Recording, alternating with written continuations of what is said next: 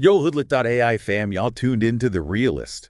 It's Joe Money from the Bay, and we got Monet Poppins from the BX. What up? What up? We talking big moves, big mindset, and how to flip your whole life just by changing how you think. That's right. We're going deep on this one, fam. Diving into Attitude is Everything by Jeff Keller. Straight up wisdom. And we peeped a bunch of YouTube videos breaking it down, so we finna drop some serious knowledge bombs on y'all today. No doubt. We talking about how your attitude, your mindset, that's the real game changer, you feel me? For real, for real. Y'all wanted to know how to level up your life. Well, it all starts with your mindset, fam. Word. It's like, you ever look through a dirty window? Everything's blurry, distorted, red. Can't see nothing clearly. That's how it is with a negative attitude, man. Keller breaks it down real clear in his book. It's like you're seeing the world through that grimy window. So you're saying if you're walking around with all that negativity, you're missing out on the real picture. Straight up. And it affects everything, man. How you feel, how you act, the results you get in life. It's like that saying, garbage in, garbage out. Yep. You put in negative thoughts, you're going to get negative outcomes. Keller even gives this example in the book. Two people walk into the same coffee shop, right? Okay, I'm listening. One's having a good day, feeling positive, ready to enjoy their coffee and lunch. The other one, stressed out, grumpy, just wants that caffeine fix to survive. Same coffee shop, same menu, same everything, except their mindset. Exactly. And guess what? Their experiences are totally different. The positive person, they vibe with the atmosphere, they chill, they leave feeling good. The negative person, everything annoys them, the line's too long, the music's too loud. They just end up more stressed than before. Man, that's deep. It really shows how your attitude, your internal state, can literally shape your whole reality. Word. And that brings us to a key principle here, fam. Remember that saying, we become what we think about? Yeah, I've heard that before. Well, that's Earl Nightingale, man. Big-time motivational speaker, real OG. And he wasn't just talking about your mood now. He meant this applies to your money, your relationships, your career, everything. So if you're always thinking about the bad stuff, the struggles, the lack, that's what you're going to attract more of. No doubt. You got to be careful what you feed your mind, fam. Focus on the positive, the possibilities, the things you want to create. This is making me think about Jeff Keller's story in the book. The dude manifested his dream of owning real estate, you know? Oh, yeah, that's a powerful story. He was scared, had doubts, all that. But he kept seeing himself as a property owner, reading books about positive thinking, and guess what? He flipped the script, changed his mindset, and made it happen. For real, man. He copped 2 properties in 1 year. That's what I'm talking about. Proof that you can change your reality by changing your attitude. And it's like that leads us to another powerful tool, right? Visualization. Facts. It's all about creating those mental movies, seeing yourself winning, achieving your goals. Like, picture it, believe it, and you can achieve it. That's the gist. You know, Celine Dion always talks about how she visualized herself as a famous singer since she was a little girl. Yeah, I remember that. And athletes use this all the time. They mentally rehearse their moves, seeing themselves performing at their best. It's real powerful stuff. This reminds me of Jim Carrey, man. Remember that story? The $10 million check. Yeah. Years before he's a big shot, he wrote himself a check for $10 million, dated it for Thanksgiving 1995, and what was it for? Acting services rendered. Crazy, right? But the dude believed in himself, he visualized his success, and boom, a few years later, he actually earned it. That's wild, man. Our thoughts really do have power, you know? No doubt. But it's not just about thinking positive, it's about backing it up with your words, too. You feel me? Word. What we say to ourselves and to others, that stuff matters. For real, it's like this. Your thoughts lead to feelings, feelings lead to actions, and actions lead to results, right? That's TFAAR. But Keller adds another layer, words. Thoughts, words, beliefs, actions, results. See how that works? So you're saying our words can either strengthen our beliefs or weaken them. Exactly. It's like a bridge between your thoughts and your actions. It's like that simple, how are you? Example in attitude is everything. Oh yeah, that's a good one. Keller says even something that basic can shape your day. If you answer with negativity, you're basically feeding that negative energy. But if you choose a positive response, even if you don't feel it yet, it can start to shift things. Word. It's about creating that positive momentum, even in the small moments. And you know what's crazy? Our words don't just affect our minds, they affect our bodies too. Wait, what?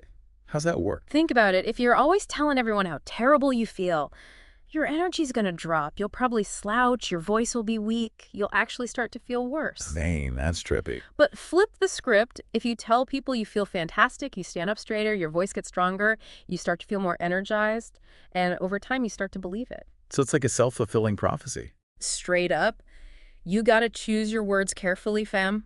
They have more power than you think. But let's keep it real. A positive attitude alone ain't enough. Right. You can't just sit around thinking happy thoughts and expect things to magically change. Nah, you got to put in the work too. Action is key. It's like having a fancy car with a powerful engine, but never taking it out the garage. For real. Yeah. You got to put that engine to work if you want to go places. Remember that story about David Baldacci? The author. Yeah, man. Dude always dreamed of writing novels, but he started out as a lawyer. But instead of giving up on his passion, you know what he did. He kept grinding, writing on the side. Every single day, man, for years, even while working as a lawyer. And you know what happened? He finally got his big break. Became a best-selling author. All that hard work, that dedication, it paid off. Man, that's inspiring. Shows you that you got to keep pushing, even when it's tough. No doubt. You gotta stay committed to your dreams, put in the work, and never give up. But here's the real question, man. What happens when things go wrong? Everybody faces setbacks, right? That's part of life. Exactly. So how do we turn those challenges into opportunity? Okay, now you're talking. How do we flip the script when things get rough? Well, Napoleon Hill, the dude who wrote Think and Grow Rich, he dropped some serious wisdom on this. He said, every adversity carries with it the seed of an equal or greater benefit. Whoa, that's deep. So you're saying every problem has a hidden opportunity inside. Word. It's all about how you look at it, fam. So instead of getting stuck in the negativity of a setback, we got to try to find the lesson, the growth, the positive that can come from it. Exactly. This is making me think about Viktor Frankl. The guy who survived the concentration camps. Yeah, man. Even in that horrific situation, he found a way to choose his attitude, to find meaning and purpose. That's some next-level resilience right there. It's a reminder that we always have a choice, even in the toughest times. We can choose to focus on the negative, or we can choose to find the strength to keep going. Word. It's all about perspective, fam. You gotta choose to see the light, even in the darkness. That's real talk, man. And I think that's a good place to pause for now. We've covered a lot of ground already. Attitude, visualization, the power of words, turning problems into opportunities. But there's still more to explore. Stay tuned, fam. We're about to take this deep dive to the next level. It's like we just scratched the surface, you know? Attitude is everything, but it's not the only thing. Right, right. What else we got to be thinking about? Well, peep this network in. Building those connections, surrounding yourself with the right people. Hold up. Networking.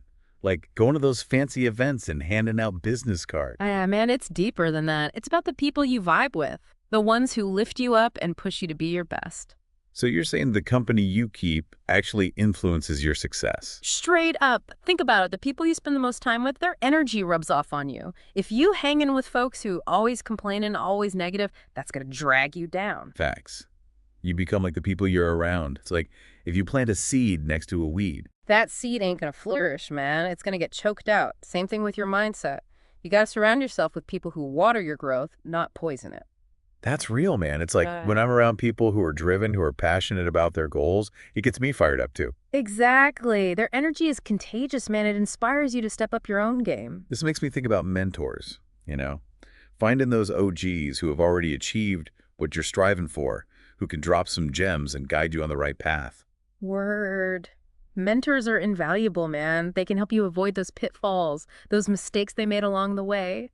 Plus, they got connections that can open doors for you that you wouldn't even know existed. So it's not just about who you know, it's about who you learn from, who you connect with on a deeper level. Exactly. And remember, mentorship ain't always got to be some formal thing. It can be anyone you look up to, anyone who inspires you, anyone who's got that wisdom you can tap into.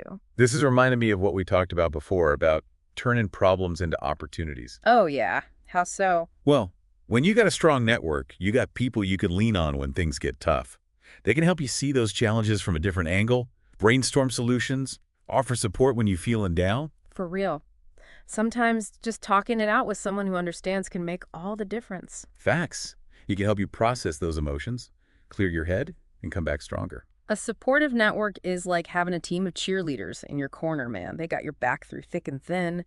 But, you know, even with the best network, you got to remember, Setbacks are inevitable. Right, you can't avoid them altogether. Nah, they're part of the journey, man. Every successful person has faced their share of obstacles, their share of failures. The key is to not let those setbacks define you. Yeah, that's where a lot of people get tripped up. They hit a roadblock and think it's over. But it ain't over, man. It's just a detour. Remember what Napoleon Hill said? Every adversity carries with it the seed of an equal or greater benefit. That's right. So it's not about avoiding setbacks. It's about learning from them, growing from them, coming back even stronger. Word. It's all about reframing your perspective, seeing those challenges as opportunities in disguise. So instead of asking, why is this happening to me, we got to ask, what can I learn from this? Facts. That's the growth mindset, fam, and it's essential for success. I'm starting to see how all these pieces fit together. Positive attitude, strong network, turning problems into opportunities, and that unshakable belief that we can overcome anything. Now you talking, man. You're getting the big picture. It's powerful stuff. And inspiring, too. It should be, man. It's about taking control of your life, not letting circumstances dictate your destiny. But we ain't done yet. There's more. Oh, yeah, we're just getting warmed up. In the final part of our deep dive, we're going to explore the power of self-belief and how to unlock your full potential. All right, fam, we back for the final round of this deep dive. We've been talking about attitude, network, and turning those L's into W's, but there's one more piece to this puzzle. Self-belief, man, that's the foundation. Hold up, self-belief. Like thinking you the best. Yeah, nah, it's deeper than that. It's about knowing your worth, trusting your gut, and believing you can achieve anything you set your mind to.